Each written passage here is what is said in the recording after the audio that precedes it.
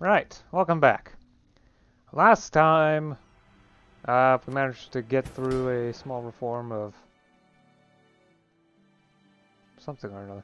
No, we started expanding the bureaucracy again, that's what we did. Possibly also did a reform. I don't quite remember exactly, but yeah, corruption's starting to get into a serious problem. Actually, we probably did pass a reform, I just don't remember. Honestly annoying. Yeah, so mainly I've been waiting for commercialization to continue spreading. It's now starting to spread through invention in 3 separate provinces, which is nice. The problem is these 2 aren't going to be reasonable because this just takes so long. So we're not going to be able to see that for a while. I don't think I have any other provinces that are capable of doing that, sadly. Yep, just those 3. They happen to have the largest trade volume, which is why. Tutuxiu happens to have the highest, well, is the best in general due to high spread. That's where they get it from. Whereas Kakchika and Chaktamal have high trade values. So maybe because slightly better positioning, etc. Bigger trade income in general. Yada yada yada. Oh, and I also upgraded to level 2 capital. So that's nice. That's another step along the way. Level 3 is going to be a lot more difficult.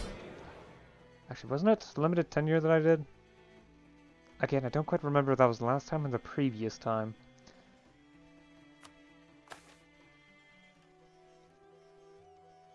I should eventually guarantee livable salaries, though, because, well, reasons. To keep corruption low, plus it's a multiplicative effect on corruption levels, so provincial corruption levels. So it's a very easy way to reduce it by a lot.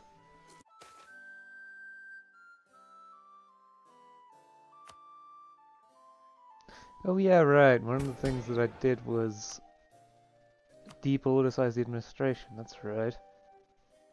Or defactionalize the administration. Still politicized, but the influence of the bureaucrats is quite a bit higher. Well, the weight of the bureaucrats is 50% higher. The absolute value. Now, the numbers that you see here, that's going to be different because it also reduces the influence of the chiefs, the spiritualists, if they weren't already 0, as well as the aristocrats and the metropolitans. Keeping the influence of the aristocrats down is going to be very important, since that is vital for passing reforms. If it gets too high, then I won't be able to do anything about their power. Outside of sitting around waiting and hoping I get an opportunity, which is not going to come easily, that's for sure.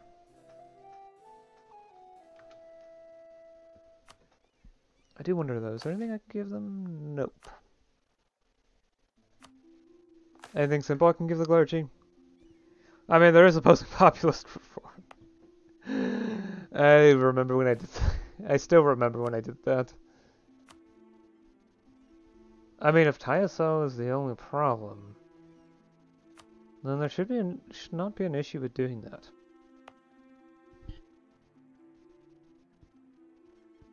Sure, why not? As long as nothing major happens, it shouldn't be a problem.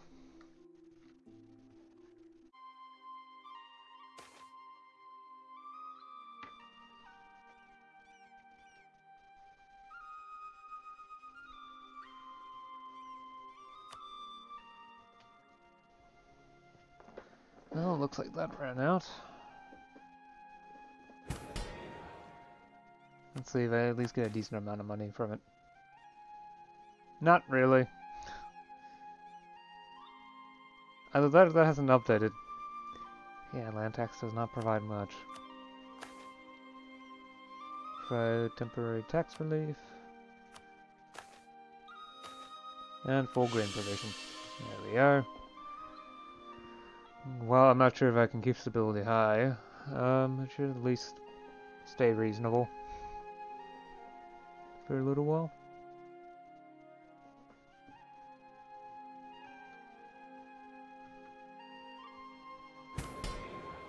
Oh, okay. Never mind. The effects of the recent reforms is over. That's good. That's very good. Means I might be able to do something interesting. Range of strategic marriage and yield concessions to ancient liberties.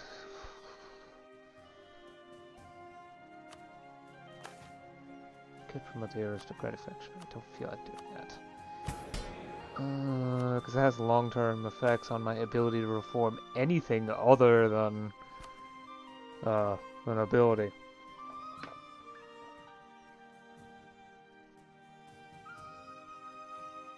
I was going to eventually get to cash dues at some point. But that's going to hit my manpower. On the other hand, as long as I don't touch anything with their loyalty. But I won't be able to really reform stuff.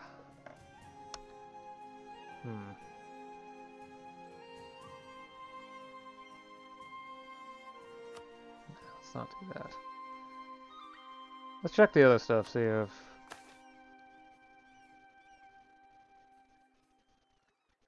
Wow, they really don't like that. Okay, perhaps not that. What about this? Yep. All of it costs 40 noble loyalty.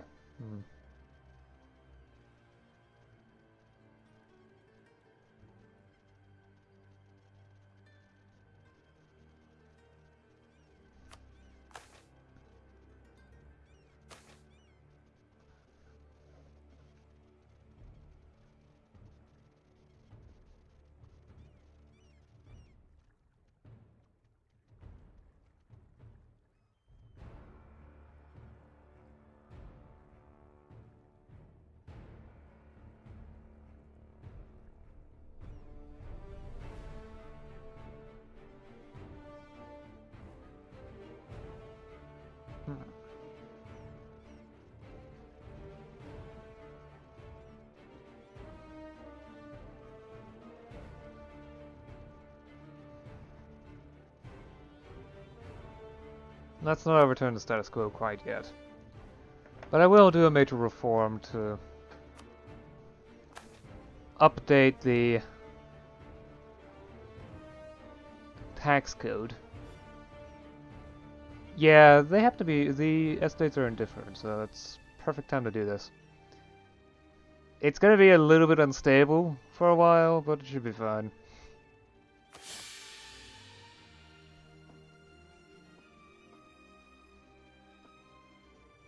Right. I should get much more taxes. Taxation in general should be more efficient too. And it didn't even affect provincial corruption as far as I know. Nope. Huh.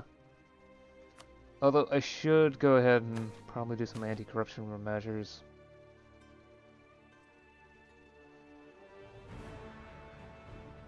Yeah, let's replace corrupt officials in order to speed this up. The reduction in provincial corruption. That way I can start getting more money in the treasury again. Of course, later on I'm going to have to do other stuff, but I'd like to wait for provincial corruption to get to the point where I'm not going to be eating away my treasury. Or perhaps... Might be prudent to raise wages, actually. Let's just wait a month and see how effective everything is.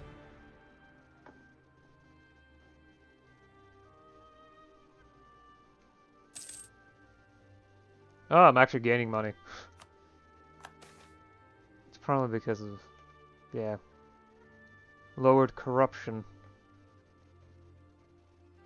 The next year tax farming costs are going to reduce too. Plus I should get more tax money in general, although that does not affect state property. Yeah. You know what, why not? Let's see. Is there anything interesting I could... Okay. Probably be best if I promote the bureaucratic faction, although that's going to raise corruption. No, let's... I might actually just do the nobility. Yeah, first guarantee livable salaries.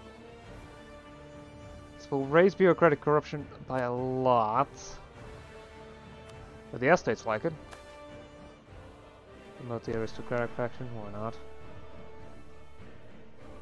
I'm not going to promote lesser nobility, that costs too much.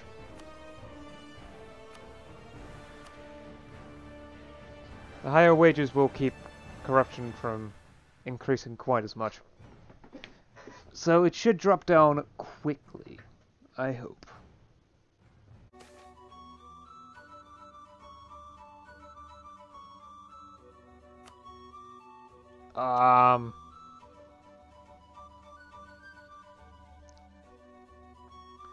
Smallpox. I mean, that's a province that isn't colonized, but that might spread.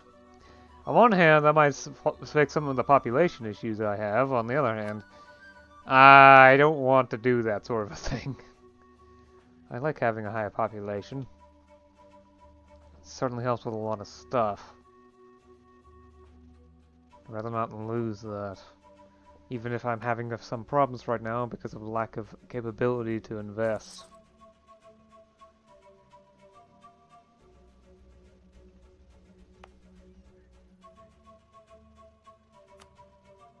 Basically, if something crashes, I'm going to lose my capability to get institutions for a while.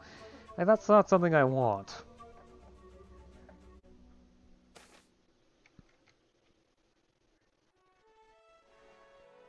Oh hey, a political scandal.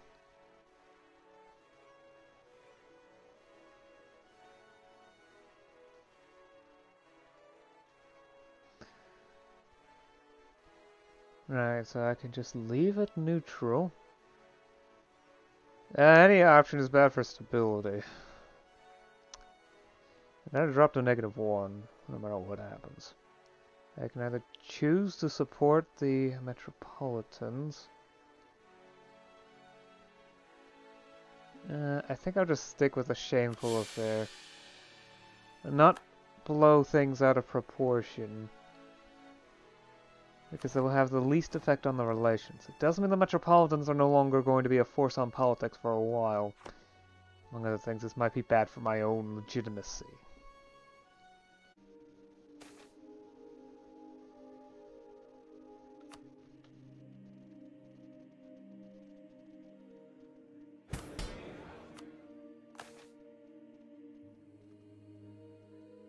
Yeah, now I can confirm basic oversight because of increased influence by the bureaucracy. Interesting.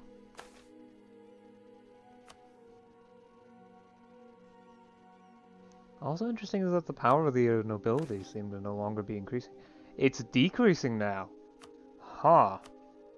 I guess something's starting to slow down. Some of the temporary gains that they've taken are now dropping.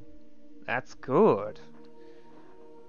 If over time the nobles get less and less powerful, that means I can exert my own influence to a greater degree. And perhaps raise some other group that's much more capable of me supporting them. For example, I'm very willing to support the burghers in general. For example, promote and support commerce just gives so many good things. More commerce production and whatnot. So yeah, I think it would be good to stop here though. Let's check. So I've been making some efforts to reduce corruption. I've actually done one of the anti-corruption measures. Where is it though? Oh, here it is. Recalled some officials to lower provincial corruption. Reduces it by 0.2 in every province, so 0.2% I guess. I don't know. Or 2% actually. I think that's how much it actually is. I figure it goes into that measure anyway. Not really sure how it's measured, but yeah. It's dropping rapidly, especially since recent reforms happened. I've also done a tax reform, so taxes are now much more efficient. I can actually feel it. The amount of money going into tax farming has dropped by 2/3, which ends up being about 100 ducats. Close to, anyway. Per year, more or less. So it's now much easier for me to maintain a higher level of provincial corruption without too many negative effects, which is very important for any major reforms. I've also taken the time to raise state reach as well, although efforts have stopped so far. State reach of 50% means that more reforms are now available to me should I choose to pursue them. Commercialization, no real change in progress. Slightly faster than before, though I'm not entirely sure why. Might be lower level of peasant subsistence, but there's no real difference in that. However, it has at least sped up quite rapidly in Kakchika. The capital, somewhat less so, but it's a little bit faster than it was previously, so that counts. So, yeah. I have not seen anything in Castile beyond just placing themselves here and starting to mine gold. They really have not been doing much over here, though. Oh well. It also looks like they've colonized this province, although I can't really tell anything because... Oh, and they're colonizing down here too. Interesting. Hopefully it doesn't cause too many problems. The elites actually happen to be pretty loyal at the moment, although relations tend to be a bit, tricky at the moment, especially with the bureaucrats, which has been affecting my legitimacy since factional support is not particularly high, but I don't know. Sometimes it feels like loyalty is the one that might be important rather than faction relations. The Metropolitans have had a recent event which dropped their influence by 30, with an increase of 1 per year. So we won't be seeing their influence for a while. It does present an opportunity, though, to increase the bureaucrats' influence, although it does mean that I won't be able to do much with the nobility. They're going to be capable of blocking anything important, especially since I recently gave them an increase in influence just to make them happy. All in all, poor timing. However, because of better legitimacy and whatnot, autonomy has been decreasing very rapidly in a lot of places too, which is good. It does open up the possibility for some new reforms in the future, although some of them might be easier than others. Theoretically I could reform sovereign's law, but 80 state reach average is not something I'm going to have anytime soon. Really, the autonomy doesn't matter anymore as far as reforms are concerned. So that's not really something I need to worry about. It just means that autonomy in provinces is going down, so taxation is more efficient. At least with regards to how much it costs to do the actual taxing. But, yeah. I mean, there's also the effect of corruption and whatnot. And I do have to admit, low autonomy means less effect on corruption. You can actually see this in the measure here. Autonomy affects corruption, although I figure high autonomy affects corruption. Yeah. Beyond that, I haven't really been doing much. I've mainly just been sitting around waiting. So I do believe I've done a reform, I just don't remember what.